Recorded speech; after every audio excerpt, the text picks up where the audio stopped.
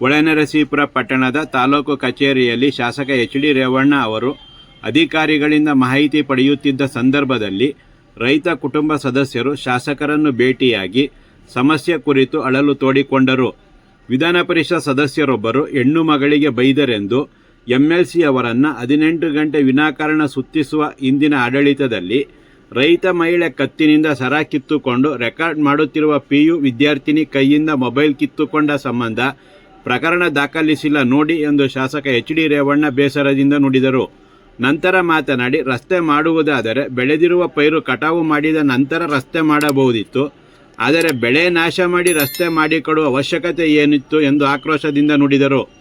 ವೃತ್ತ ನಿರೀಕ್ಷಕ ಪ್ರದೀಪ್ ಅವರಿಗೆ ಬೆಳೆ ನಾಶ ಮಾಡುತ್ತಿರುವ ಭಾವಚಿತ್ರಗಳನ್ನು ತೋರಿಸಿ ಬೆಳೆ ನಾಶ ಮಾಡಿದವರ ಮೇಲೆ ಕ್ರಮ ಕೈಗೊಂಡು ಪ್ರಕರಣ ದಾಖಲಿಸಿ, ಯುವತಿಯ ಮೊಬೈಲ್ ಕಿತ್ತುಕೊಂಡ ಸಂಬಂಧ ಇನ್ನೊಂದು ಪ್ರಕರಣ ದಾಖಲಿಸಿ ಮತ್ತು ಮಹಿಳೆಯರನ್ನು ನಿಂದಿಸಿದ ಪ್ರಕರಣ ಒಂದನ್ನು ದಾಖಲಿಸಿ ಎಂದು ಸಲಹೆ ನೀಡಿದರು.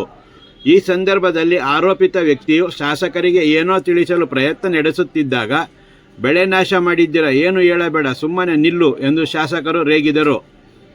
ತಾಲೂಕಿನ ಹಳೇಕೋಟೆ ಹೋಬಳಿಯ ಲಕ್ಷ್ಮೀಪುರ ಗ್ರಾಮದ ಜವರೇಗೌಡರ ಮಕ್ಕಳಾದ ಕುಮಾರ ಮತ್ತು ಗಂಗಾಧರ ಎಂಬ ರೈತರ ಸರ್ವೆ ನಂಬರ್ 25ರ ಕೃಷಿ ಭೂಮಿ ರಸ್ತೆ ಪಕ್ಕದಲ್ಲಿದೆ ಮತ್ತು ಇವರು ಪಕ್ಕದ ಜಮೀನಿಗೆ ರೈತರು ಹಾಗೂ ಎತ್ತಿನ ಗಾಡಿ ಓಡಾಡಲು ದಾರಿ ಬಿಟ್ಟುಕೊಟ್ಟಿದ್ದಾರೆ.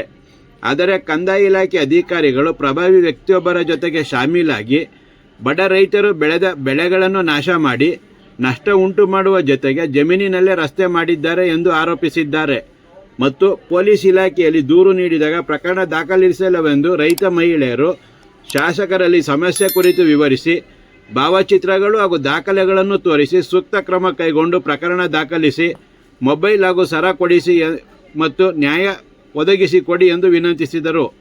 ಶಾಸಕ ಎಚ್.ಡಿ. ರೇವಣ್ಣ ಮಾತನಾಡಿ, ತಾಲೂಕಿನ ಕಲ್ಲೇನಹಳ್ಳಿಯಲ್ಲಿ ಪೊಲೀಸರನ್ನು ಕರೆತರುತ್ತೀರಾ, ಕರೆತನ್ನಿ ಎದರಲ್ಲ ಎಂದು ಹೇಳುತ್ತಾರಂತೆ, ಪೊಲೀಸರಿಗೆ ಬೈಯುತ್ತಾರಂತೆ ಇವರು ಎಂದು ತಿಳಿಸಿ ತಾಲೂಕಿನ ಇಂದಿನ ವ್ಯವಸ್ಥೆ ಎಂದರು.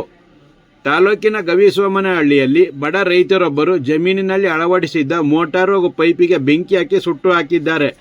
ಆದರೆ ಪೊಲೀಸರು 8 ದಿನವಾದರೂ ದೂರು ದಾಖಲು ಮಾಡಿರಲಿಲ್ಲ. SP ಅವರಿಗೆ ಹೇಳಿ ಪ್ರಕರಣ ದಾಖಲು ಮಾಡಬೇಕಾಯಿತು ಎಂದು ಆರೋಪಿಸಿ ಪಟ್ಟಣದ ನಗರ ಪೊಲೀಸ್ ಠಾಣೆ ಕಾಂಗ್ರೆಸ್ ಕಚೇರಿಯಾಗಿದೆ ಎಂದು ಆಕ್ರೋಶದಿಂದ ನುಡಿದರು.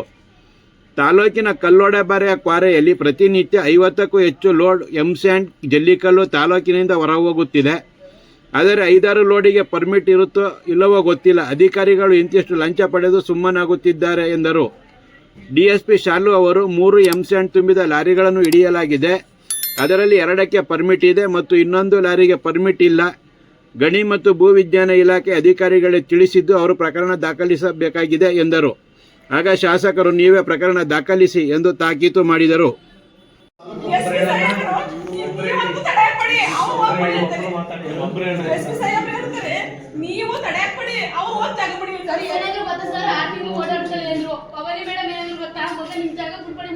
ಅಂದ್ರು ಈಗ 4 ವರ್ಷದಲ್ಲಿ ನಾನು ಮುತ್ತಾಗ್ತಂದೆ ಪ್ರಜ್ವಲನೆ ಹೇಳೋಕ್ಕೆ ಅವು ಏನು ಮಾಡ್ಕೊಳ್ಳಿ ಅಂತ ಸುಮ್ಮನಿದ್ದು ಇವ್ರ ತರ ಇವತ್ತು ನಡೀತಿಲ್ಲ ಹೆಂಗ ಸ್ಥಳ ಬಂದು ಮನೆ ಕಟ್ಟಾರೆ ಸರ್. ಇವ್ರಿಗೆ ಸೆಕ್ಯೂರಿಟಿ ಪೊಲೀಸ್ ಬರ್ತಾರೆ, 112 ಬರ್ತಾರೆ, ಸರ್ಗಳೇ ಬರ್ತಾರೆ. ನೀನು ಕೆಲಸ ಮಾಡಮ್ಮ, ಈ ತರ ಇದ್ರೆ ಪೊಲೀಸ್ ಸ್ಟೇಷನ್ ಕೂತ್ಕೊಳ್ಳಿ, ಒಂದು 2 ಬಾಟ್ಲಿ ವಿಷಯ ಇಟ್ಕೊಳ್ಳಿ. ಈ ಸಬ್ಜೆಕ್ಟ್ ಮೇಲೆ ನೇರವಾಗಿ ಕಂಪ್ಲೇಂಟ್ ಕೊಡಿ. ನಾನು ಗೊತ್ತಿರೋದು ಯಾಕೆ ನೀವೇ 27 ನಿಲ್ವಲ್ಲ, ನೀನು ಉಳ್ಸಾಕಮ್ಮ ಅಂತ ಹೇಳಿದ್ರಿ. ಇವ್ರು ಬಂದು ಮನೆ ಕಟ್ತಾರೆ ಸರ್. ನಾನಾಗ ಏನು ಅಂತೇಳಿ ಇವರು ಪೈಪು ಮೋಟ್ರು ಎಲ್ಲ ಹೊಡೆದಾಯ್ತು. ನಾನು ಹೇಳೋದು ಆ ಥರ ಅಂದ್ರೆ ಏನು ಮಾಡ್ತೀರಿ, ಎಲ್ಲಿ ನನ್ನ ಮನೆ ತಕ್ಕ ಹುಡುಕಿ ಬರೋಕ್ಕಾಗ್ತದೆ. ನಾನು ಹೇಳೋದು ಯಾರೇ ಇರಲಿ, ನಮ್ಮ ಪಾರ್ಟಿ ಇರಲಿ, ಕಾಂಗ್ರೆಸ್ ಇರಲಿ, ದಳ ಇರಲಿ, ನ್ಯಾಯಯುತವಾಗಿ ತಪ್ಪಿದ್ರೆ ಯಾವುದಾದ್ರು ಕ್ರಮ ಏನು ತಂದಿದ್ದಾರೆ. ನಾನು ಅದು ವೈಯಕ್ತಿಕವಾಗಿ ತಗೊಂಡೋಗ್ಬಿಟ್ಟು ಅವ್ನು ಯಾರೋ ಇದರಲ್ಲಿ ಕಲ್ಲನಹಳ್ಳಿದೆ, ಅವ್ನು ಯಾವಾಗ ಬರ್ತಾರೆ, ಒಳ್ಳೆ ಅವ್ನು ಯಾವ ಪೊಲೀಸ್ ಬರ್ತಾರೆ ಅಂತ ಪೊಲೀಸ್ನಲ್ಲೇ ಬೈಯೋದಾದ್ರೆ ಇನ್ನೇನೈತಪ್ಪ ನನಗೆ. ನೀವೇ ಹೋಗಿ ಸರ್, ನೀವು ಎಷ್ಟು ಹೋಗಿ ಗವಿಸ್ವಾಮಿ ಆ ಮೋಟ್ರು ಸುಟ್ಟಾಕಿ ಏನು ನಡೆದೈತೆ ತಿಳ್ಕೊಂಡು ಬೇಕಾದ್ರೆ ಪತ್ರಿಕೆಯನ್ನು ಕರ್ಕೊಂಡು ಹೋಗಿ ನಾನು ಹೇಳೋದು. 4 ದಿನದಿಂದ ಅವ್ರನ್ನ ಈ ಥರ ಅವು ಎಲ್ಲ ಸಾಲ ಸೂಲ ಮಾಡಿ ಪೈಪು ಪಂಪು ತಂದವೆ ಓಲಿ ಅವ್ರ ಜಮೀನಲ್ಲಿ ಮಾಡ್ಕೊಂಡಿದ್ರೆ ಏನಾದ್ರು ತಕರಾರಿದ್ದೆ ಬೇಕು ಅಂತ ದುರುದ್ದೇಶಿಸಿದ ಈ ಥರ ಹೋಗಿ ಕಿತ್ತಾಕೋದು ಅರ್ಥ ಇಲ್ಲ. ಇದೇನು ಮುಖ ಬರೋದು? ಆಮೇಲೆ ಹೆಣ್ಮಕ್ಳು ಸರ ಕಿತ್ಕೊತಾರೆ ಅಂದ್ರೆ ಅರ್ಥ ಏನು? ಸರ್ ನೀವೇ ಹೇಳಿ ಸರ್, ಇವಾಗ ನಾವ್ ಏನಾರ ಕೇಳಕ್ ಹೋದ್ರು ಪ್ರತಿ ಸಲನು ಹಂಗೆ ಸರ್ ಅವರು